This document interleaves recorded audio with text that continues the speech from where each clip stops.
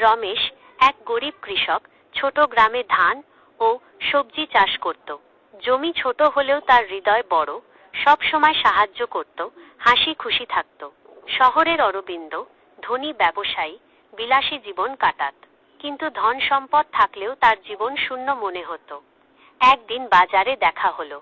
অরবিন্দ রমেশের সতেজ সবজি দেখে মুগ্ধ হলো। এত সুন্দর সবজি কিভাবে চাষ করেন জিজ্ঞেস করল। রমেশ হাসি দিয়ে বলল, পরিশ্রম ও ভালোবাসার সঙ্গে। শুধু ধন নয়, হৃদয়কেও ধনী করতে হয়। কিছুদিন পর অরবিন্দ রমেশের গ্রামের খামারে গেল।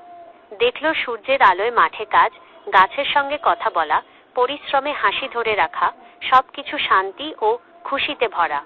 রমেশ বলল, চাইলে আপনি আমার সঙ্গে চাষ করতে পারেন। শিখবেন জীবনের ধৈর্য, শান্তি আর সত্যিকারের খুশি। অরবিন্দ প্রথমে দ্বিধা করল, কিন্তু রাজি হলো।